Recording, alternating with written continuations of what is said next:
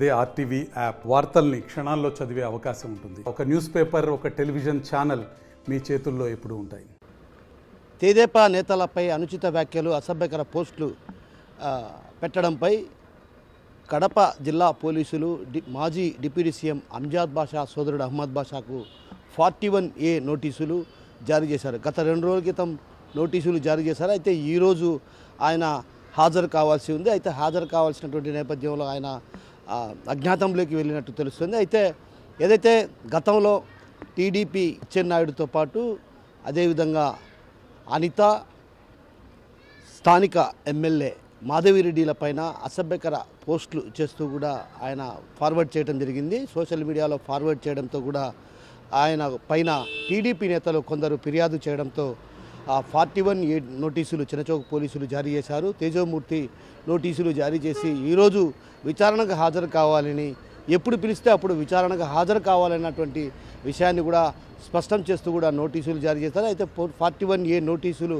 అందుకున్నటువంటి అంజాద్ బాషా సోదరుడు అహ్మద్ బాషా ప్రస్తుతం ఆయన అందుబాటులో లేని కారణంగా ఈరోజు విచారణకు హాజరు కాలేదు. అయితే ఎప్పుడు హాజరవుతారన్నటువంటి విషయం పైన కూడా అటు స్పష్టత లేని పరిస్థితి. ఈ నేపథ్యంలో అరెస్టుల పర్వం కూడా కొనసాగే అవకాశాలు లేకపోలేదన్నటువంటి భావనలు వినిపిస్తున్నాయి. మరోవైపు ఏదైతే ఇప్పటికే మాజీ డిప్యూటీ సీఎం అంజాద్ బాషా సోదరుడు అహ్మద్ బాషాపై కూడా కొందరు ఇటీవల కాలంలో రెక్కి నిర్వహించినట్టు తెలుస్తుంది. ఆ రెక్కి నిర్వహించిన నేపథ్యంలో కూడా ఒక్కసారిగా కూడా అహ్మద్ బాషా కూడా అలర్ట్ అయ్యారు. అందులో భాగంగా తన అనుచర వర్గాలతోనే కలిసి బయటికి వెళ్ళే పరిస్థితి. మరోవైపు ఎవరైతే పలు ప్రాంతాల్లో ఆయన ఏదైతే ఇంటి నుంచి ఉదయం ఏదైతే బజాజ్ షోరూమ్కు వెళ్తారో ఆ షోరూమ్కు వెళ్ళే క్రమంలో కూడా మార్గ మధ్యంలో కొందరు రెక్కి నిర్వహించినట్టు తెలుస్తుంది. ఆ రెక్కి నిర్వహించినటువంటి నేపథ్యంలో కూడా ఆ విషయాన్ని ముందస్తుగానే పసిగట్టినటువంటి మాజీ డిప్యూటీ సీఎం అంజాద్ బాషా ఇప్పటికే పోలీసులకు కూడా ఈ విషయాన్ని తెలియజేశారు. అయితే పోలీసులకు విషయం తెలియడంతో పాటు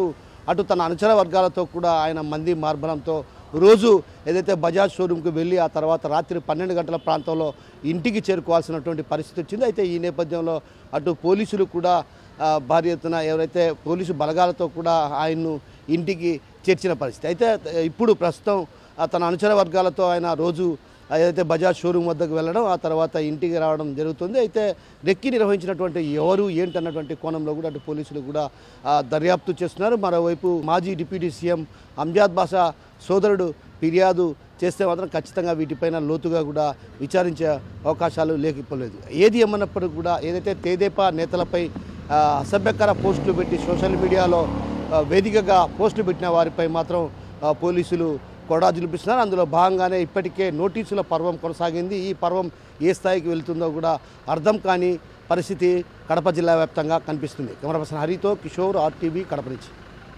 మరిన్ని వీడియోస్ కోసం ఛానల్ ని సబ్స్క్రైబ్ చేయండి. లేటెస్ట్ అప్డేట్స్ కోసం వాట్సాప్ ఛానల్ ని ఫాలో చేయండి. అండ్ లింక్ డిస్క్రిప్షన్ లో ఉంది.